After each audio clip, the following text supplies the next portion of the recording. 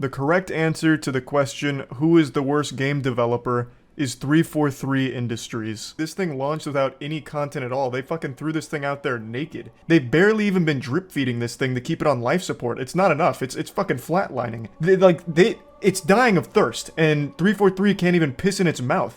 Big things are coming soon. We are about to emerge from this cocoon. Yes, you emerged from a cocoon. And what's inside? A dead moth. You emerged from the cocoon to do what exactly? Delay every feature that has been promised and to outright cancel a feature promised over 5 years ago. It's at this point of the video that I inform all of you I'm officially boycotting Halo Infinite. Team forgot what works. No co-op campaign at launch. You can't even play custom games, it's broken.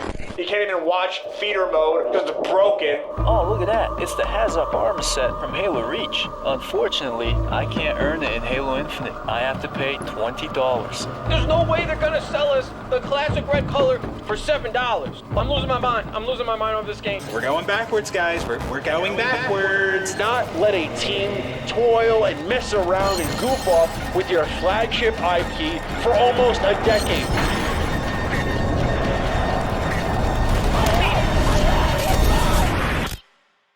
But then the second Bungie passed the torch to 343, they put that torch right in their fucking asshole and extinguished the flame. Wow.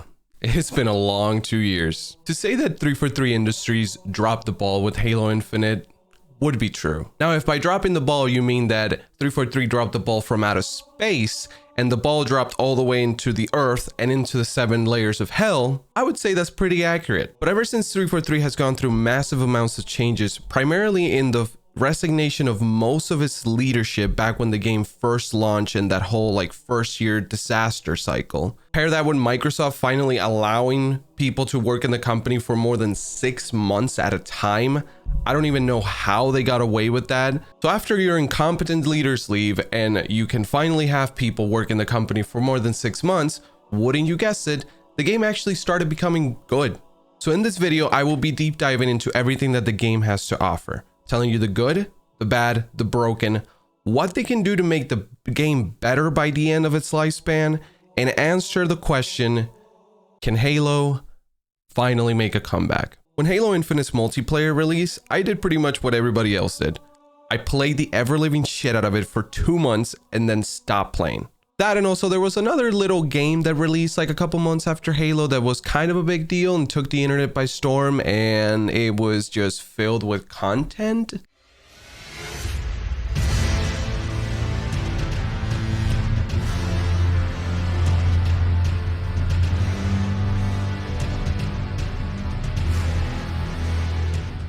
Yeah, so Elden Ring consumed me just like the rest of the world in 2022. I gave Halo a try now and then whenever a new season would drop, but the game always felt very empty, and overall there was just not enough content keeping me from playing the game. It felt like every time I would just boot up the game, it would update, and then when I would play the game, it barely seemed like the game even changed at all from launch. And that was a huge problem early on in its development. Everybody remembers the fact that you couldn't even boot up a Slayer match at all. There was just not enough content to keep anybody playing the game. Rant was okay, but Rank just, as soon as you got to Onyx, there was really nothing else to work for. That was until almost 2 years later after release, I tuned into the Halo World Championships, and after the event, I decided to give the game a chance. It had been probably a year that I haven't played Halo at all. I uninstalled it and had it uninstalled for months. A few days went by and Season 5 released, the biggest update in the game's lifespan, and ever since that, I've been playing the game pretty much every day up until this point. As of this recording, I have over 400 hours, and the majority of that time has been spent since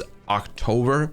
And before you say it, no, I refuse to touch grass. So without further ado, let's unwrap this dead game, quote unquote, and see what it has to offer into 2024. While we're on the topic of things that I refuse doing, I refuse to like any 343 UI. In usual 343 fashion, the UI is once again an ugly, lazy mess. Don't get me wrong, the new menu may look a little bit better than it used to from when it launched, but personally I think it looks a little too like mobile game-esque in my opinion. There has always been a problem in 343 games that for some reason they just cannot make a good UI ever. It never really made sense to me considering that Bungie laid out a perfect template on how to make UIs for your games. I just don't understand where they looked at those games and when they decided to make their own, they just said, nah, we're just not gonna even like try to replicate what the other games did so much better. We're just gonna do our own. I don't know, it's their third game and they still cannot lay out a good user interface for some reason. And don't even get me started on the custom games browser. I'm not the biggest custom guy to begin with, in all fairness, but these menus only ever want to make me not give custom games a try because just how messy and confusing the menus feel. That being said though, there are some very cool custom games that the community has come up with. It's always good to see that there's still like a passionate community of people making custom games. And even though I can't understand the mess of a menu that the custom game browser is, there's always seems to be a lot of games and a lot of people like on them. Also, a couple months ago, they decided that they were going to give XP in custom games, which is really awesome for people who scrim or people who just only play custom games in Halo Infinite. Theater, on the other hand, honestly, why is it even here? I feel like 343 always adds features just so the community doesn't freak out about something that was stripped from them that was in Halo like 20 years ago, and theater in Halo Infinite, it seems like it's one of those things. The theater truly feels very bad. It's good for reviewing gameplay for ranked, which I guess that's the purpose for it. But aside from that, it's very laggy and riddled with desync, just like the main game, to the point where it really ruins any potential of going back and checking cool clips because they just never really look good. Like, I'm glad the theater is there because you can use it to kind of like spot out if there was like a cheater in your match, or just to kind of look back a little bit your gameplay if you really want to do that. But I wouldn't recommend it to like use it on your footage. There were so many times that I would just play the game, would get a really cool clip, and I would go back to the theater just to see if I could use it for the video, and it was just unusable. Like, the reticle never is really where you line it up. Shots look weird. Sometimes you hit a snipe and it seems like you were aiming completely like past the guy. I don't know, it's just very, very weird. I know the theater nowadays in modern games is very hard to do, but I don't know. It's just one of those things where like Halo Reach did it so much better. Halo 3 did it so much better. Why didn't Halo Infinite had a pretty good theater? The game mode menu, actually, I don't really mind at all. Although I would like to see a separation between casual game modes and ranked, just because I think it's kind of awkward to just have ranked sitting in the bottom right there next to like ranked doubles and then a bunch of other casual modes. Aside of that, it actually, like, I can't really complain. Like, you can see all the game modes there. Like, you scroll up and down. The game has a lot of content now. While I was already writing the script for this video, 343 actually announced that the menus are getting a little bit of a facelift in the coming months. So that's awesome. I don't have any complaints. Even though I said that the UI was pretty bad in Halo Infinite, I gotta give them props because it is not that stupid Netflix menu that COD has, and for that we gotta give 343 a little bit of props. You didn't do a good UI, you still did a better one than COD. Is this Warzone? DMZ? What? I ain't trying to play no DMZ, bro. Where's multiplayer? Oh my god, this is the most confusing menu I've ever seen in my life. How do I get to multiplayer? Oh my god, dude, everything about this game sucks. Guys, I don't know how to find multiplayer, man. Man, they really trying to phase it out. No, they make it unplayable. They make it so you can't even find it. Something that I was happy to see in the game that last time it wasn't there when I played was Forge. Still blows my mind that Halo 3 just came out with Forge in 2008 and forever changed the way Halo was played moving forward. Although I can't say I've ever built anything in Forge because there ain't no work like that. It's so cool to see all the stuff that people come up with and just the possibilities that you have with Forge. Last update, they added the feature of having AI in Forge, and they already have a ton of things planned in 2024. Something like the Covenant palettes and just being able to change the colors of like a lot of things. You have like the Flood palette coming in. You can make like stuff look like they're infected, kind of like how the Flood look, and that looks so cool. I cannot wait to see what people come up with, and honestly the maps that people can now make with these two palettes. Now, unfortunately, Halo is the most recent major IP to be infected by the worst plague in gaming right now that we have. Now, of course, I am talking about modern gaming. Initially, the game caught a lot of heat because the monetization model wasn't really great, and I'm happy to inform that it is still dog shit. You would think once the player base dropped off the face of the earth and the game was on life support for over a year, they would have made the obvious decision of just bumping down prices and just let players buy stuff that are in the bundles. Like, why do I need to pay $20 for one thing that I like in the bundle? Just let me buy single items. But no, Halo Infinite's shop is still disgustingly overpriced. They're still charging over $8 for a basic color that was in all the original games without having to pay for them, and a humble 20 bucks for an ugly ass helmet that they decide to put in with a bunch of calling cards that just nobody ever cares about. I'm not a huge fan of microtransactions in video games at all. In modern games, it is a little better than the loot boxes we had like 10 years ago. I just don't understand how they think any of the shit is worth the price that they're asking for. Like, do they really think that I'm paying $28 to walk around looking like what the Demigorgon shit out after eating at a Taco Bell in the Upside Down? That being said though, do you like the devil horns that I definitely didn't spend $20 for? All that being said, the Battle Pass system is where 343 actually did something very cool. You can buy any of them from any season and they do not expire. It's just something very cool that I'm very surprised that modern games haven't adapted into their games, because I understand that FOMO is like a main reason of why people do this, but give the players the option to just be able to buy something that they couldn't buy. Like, for example, I didn't play the game for like a year. It was very cool that I was able to come back and like buy all the battle pass that I wasn't there for, and I didn't have to just look at somebody's armor and be like, oh my god, that's really cool, where did he get it from?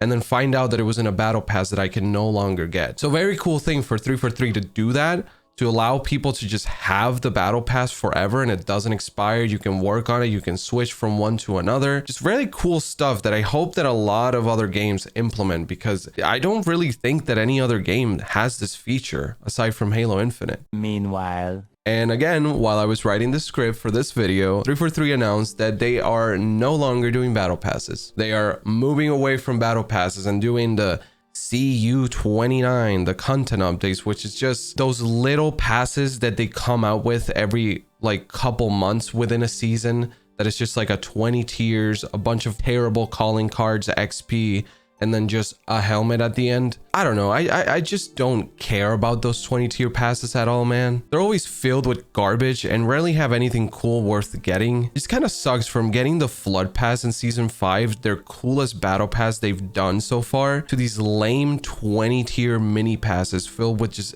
emblems. I don't know, it's just one of those things that just feels very bad, because when you feel like the game was going into like a right direction when it came to like at least battle passes, they kind of just pull a 180 and they just remove a lot of the things that people look forward to in a new season. Moving on to the armor cores, they actually don't suck anymore, believe it or not. It doesn't come close to Halo Reach customization system, but it's way better than it used to be. The addition of helmets and shoulder pieces being cross-core makes for some pretty sick combinations, man. I would still rather to just have one Spartan that I can have every single customization option available to it, instead of just having these 7 things that I can like not really mix and match that much. But I gotta give credit where credit is due. The helmets and the shoulders really help a lot, and it makes a lot of the cores look very, very cool. Like I said, it's not Halo Reach level of customization, but it's probably the second best we've gotten in Halo in general. Now let's talk about what all of you are here for and what ultimately matters. How does Halo Infinite play, and is it even fun? Halo 5 nerds, cover your ears for what I'm about to say, but Halo Infinite actually has the best gunplay the series has ever had. Are you out of your mind? Now, don't get it twisted. This game has a lot of stinky Yankee shit. Just to name a few, desync is atrocious still. Dying through walls makes me want to punch my wall. Terrain en masse being so ass Nates get stuck on everything. That one hallway in Solitude with the little fucking pebbles that always makes you feel like you're sinking into the map is annoying as shit. But the bones, if you say, of Halo Infinite and what's there, it's been clear since launch. What's there and how the game feels is incredible. It just needs some ironing out of like the little things that are very, very annoying that have plagued the game for months. But with the new network model that Halo Infinite is working on and they're going to release at some point this year, I am confident that a lot of those really annoying things that happen while you play are gonna get patched out. Hello, Editing John here. A few days ago, Halo released pretty much like a surprise update, which included the network overhaul. They pretty much fixed desync altogether in just one update. You don't get blanks anymore. You don't die through walls. The hit registration feels very, very nice. They added anti-cheat and balanced a lot of weapons in the sandbox on competitive. So overall, it was a huge W, and everything that I said previously, just kind of ignore it because the networking overhaul fixed it, and I'm very, very happy with how the game feels now. But man, this has been the first multiplayer in a while where whenever I watch gameplay of the game, I immediately just want to hop on and play. I don't know what it is about Halo, but it just has this one thing for me at least, that whenever I play any Halo game, it's just like takes me back to when I was young, and it's always been very fun. Maybe it's like the chess-like strategy that you have in Halo where like it's not just I see you first and I kill you. You have the possibility of outplaying, and you have just like really cool things that you can do in the sandbox. I don't know, it's been one of those games that I've always been really, really fond of playing, and I have a lot of great memories as a kid, like growing up and playing Halo 3 and Halo Reach. So Halo Infinite has made me feel right at home. Like I said, it is annoying. It has some things that are not good, but for the most part, the game just plays really well, and it is definitely addicting. Moving on to the game modes, yes, your eyes do not deceive you. Halo actually has a lot of different content for every type of player out there. I won't get into all the specifics game modes because I do think they're pretty self-explanatory. Like we all know what Team Snipers and Fiesta and all that stuff is, but I do want to highlight a couple of the game modes that I think are great and others that I think that could use some improvements. So Firefight got added in the previous season, and although I'm not a huge PvE guy, I actually had a pretty good time with it. It's not something I would see myself playing, but I do get the appeal. Also, I like the decision that they made mixing it with like a King of the Hill game mode. It makes rounds very hectic and chaotic, and I feel like that's really the point of a PvE and a horde mode. Infection is also back, but this version I'm very honestly mixed on. I love the implementation of the banish AI being in the zombies, and I also like how there's weapons and abilities scattered on the dead soldiers laying around the map. Makes it more like a survival game rather than just like mindless just zombies running at you like nonstop. But I don't know, man, maybe that's actually what I like about Halo Zombies in comparison to this. And this one for me just doesn't really have that replayability that the other ones had. Nothing comes close to Halo Reach version of Zombies for me. I would play hours at a time, having a blast, going on huge streaks. But in this version, after like a game or two, like I feel like I'm good. I'm not sure what it is. I think that the game just lacks the addicting feeling that this other zombie modes and other game modes gave you. But it's pretty good, and I also heard that it's like the main way to grind career rank in the game.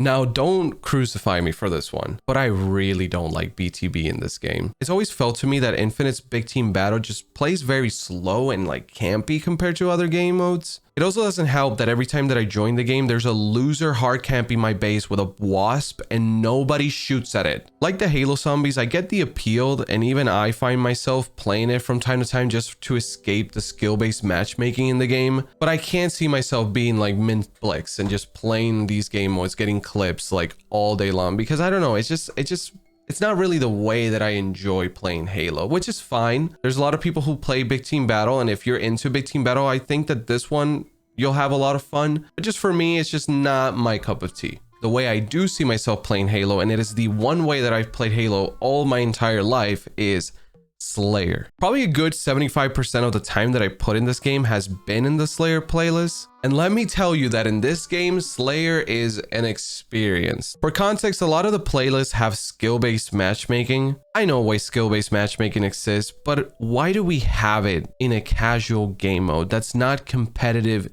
in design? Which brings me to essentially what my biggest issue with the Slayer playlist is, and that is ARs and pistol starts. I don't understand how 2 years after launch, we're still playing maps like Behemoth, Catalyst, Chasm, Cliffhanger. Honestly, why the hell are we playing any maps with ARs and pistols? I understand that giving everybody BR starts can make the game modes sweaty, but there's already skill-based matchmaking in the game modes. What does it even matter? Like, geez, 343, thank you. Instead of now shooting my competent weapon to play against competent players, now I just aim my pistol across the map and never hit anybody and just run around with an AR, not using any skill whatsoever or brain power. Just hold the RT button. Mix it in with how every game plays out the exact same way when you have pistols and AR. You beeline to the weapon rack that has the BR, the commando, or the bandit. You use it. When you die,